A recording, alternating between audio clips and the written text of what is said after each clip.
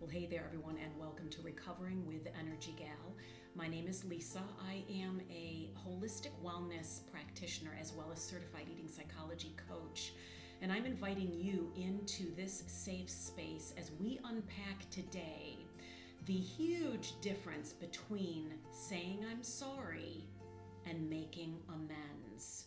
We're going to get down into the details of what it actually means to be in a space of forgiveness. How do you go about doing that? The reason this is stirring up in me is because I've recently been contacted yet again by someone in my life who I know would like to have, even if just a surfacey relationship. And at this point, I have kept my boundaries up. And it's because of this. I remember years ago unpacking to her a number of times over the years how some of her actions and her words have cut me to the quick. And this has been her response. I'm sorry that you feel that way. I'm sorry that we can't make it work. I'm sorry that happened to you. Now, one would think that that is an apology, and certainly the words I'm sorry are being used. But there's a difference between that I'm sorry and making amends. I'm sorry is still not safe space. Making amends clears the way and opens a path for a possibility to continue in a relationship. That's what we're talking about today. If anybody has ever apologized to you and it just didn't feel quite right, or you've apologized to somebody else just saying, hey, I'm sorry, and you've wondered why the relationship hasn't continued on into fruition, possibly this show is exactly what you need. So we're going to be talking about the difference between just saying I'm sorry and making amends. First, I'm going to be reading from the Book of Awakening by Mark Nepo. He writes this. This chapter is called We All Spill Soup. He quotes the Hindu sage, wanting to reform the world without discovering one's true self is like trying to cover the world with leather to avoid the pain of walking on stones and thorns. It is so much simpler to just wear shoes. He says this, everyone personalizes and projects. Personalizing is mistaking what happens in the world as always having to do with you. An extreme example would be when a child doesn't do her homework and learns the next day that a plane went down in Dallas. She somehow believes that she was responsible. A more common adult version of this, and less extreme, is when your partner comes home sullen and moody and you immediately believe that it's your fault. Projecting is the reverse. It occurs when we place the things that happen in us onto the world around us. Often unknowingly, we attribute our fears and frustrations to others. Rather than accept my own anger, I see you as angry. A generational example would be that if I am afraid of dogs, I protect my children from dogs, and without asking how they feel, I keep them away from dogs also. A subtler example of this is when someone is crying and we say there is no need to be upset because we are uncomfortable with all the emotion. Or when we keep asking the other person, are you okay? Are you okay? When really it is we who are not okay. The truth is that no one can avoid personalizing or projecting. There are only those of us who are aware of it and those of us who are not. Only those of us who own it when it happens and those of us who don't. But this difference is crucial. Not owning these things can end relationships, and owning them can deepen relationships. Humans have spilled soup for eternity, and generations have made excuses saying, it was the earth. The earth shifted, and generations have secretly thought he meant to do it.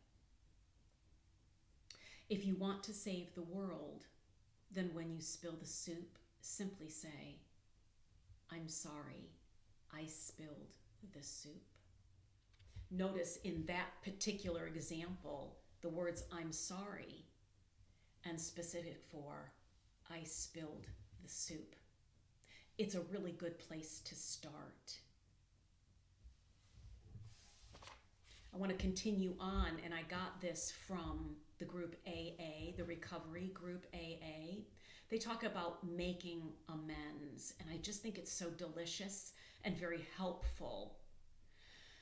When you own your story, own your part in what happened, when you say, I spilled the soup, that's the beginning of making amends. If all you say is, I'm sorry, that's apologizing, and it falls short of allowing the relationship to have the flow again. You've stayed at the surface, I'm sorry. And you haven't gone into the depths that say, I'm sorry because of this, and I own my part in it, thereby creating a safe place for both of you to be open-hearted again. So let's talk about amends. Amends, actions taken that demonstrate your new way of life in recovery. Apologies are words. I'm sorry. So what happens is, when you make amends, you align your actions and your intentions. You offer more than just words. This is what it may look like. Number one, a thoughtful apology. I want to let you know that clearly I can tell I have hurt your feelings, and I want to let you know that I see that. Take responsibility for your actions would be number two. I see that I have hurt you, and I want to let you know that I know my part in all of this. I am sorry that I forgot to show up for the party. I told you I was going to, and I didn't. 3, admit what you did was wrong. I see that I have hurt you. I want to let you know that I know that I said I would show up for the party, and I didn't. And I want to tell you that that was wrong. It hurt you. I never let you know that I wasn't coming. I just didn't show up. Genuinely feel remorse, number 4. And I can tell you, I genuinely feel badly about it, because I'll never be able to see our child celebrate that day. I missed out, and I am so sorry for what it did to me, what it did to our daughter, what it did to you. Please know how very sorry I am. Ask for forgiveness. And I want to ask, would you be so kind and open to consider forgiving me? Number 6, ask what you can do to amend your wrongdoing. I'm sorry. I told you I was going to show up for the party, and I didn't. I didn't even call ahead. I didn't give you a thought. I am so sorry, and I genuinely feel sad about this, because what I did was cruel, and I'm sorry. It was wrong. I want to ask for your forgiveness, and I want to know, is there anything that I can do to help both of us in this situation? Is there anything that you would want me to do to make it better? I'm open to what you would be telling me.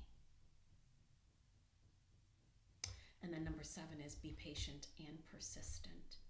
Because if you've hurt that other person enough times, they may be like, yeah, I've heard it before. So just continue to be patient.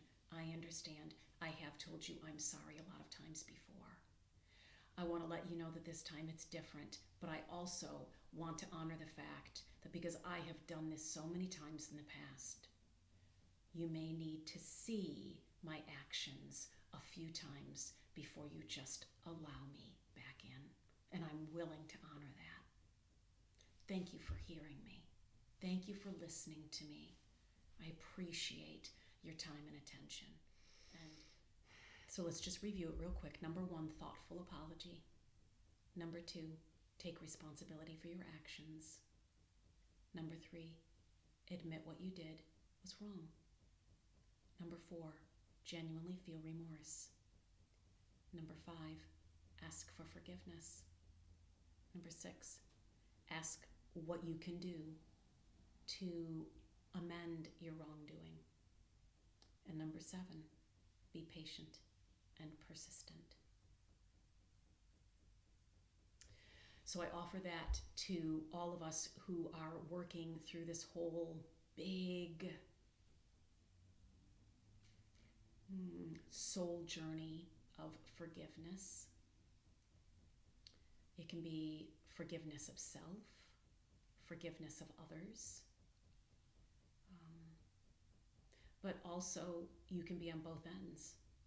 If you are on the other end and you're listening to someone offer an apology, be as gentle, be as kind, be as curious and compassionate and courageous as you can be to hold space. Now, I'm not saying that means that you just throw both French doors wide open and ask them in to the depths of your soul. But what I am saying is at least offer them a space, perhaps, on the porch. I hope anything that I've offered today is of assistance to you on your journey as we grow in relationships with each other, with ourselves, and with the source of love. As we integrate body, soul, spirit, as we heal trauma, as we re-narrate our stories. My name is Lisa. I am an holistic wellness practitioner as well as certified eating psychology coach, specifically working with those in addiction recovery and anxiety and disordered eating and body dysmorphia. I would love to be of assistance to you. Check any of the links below. In the meantime, if you like the content, please subscribe, hit the notification bell, comment, like, and share.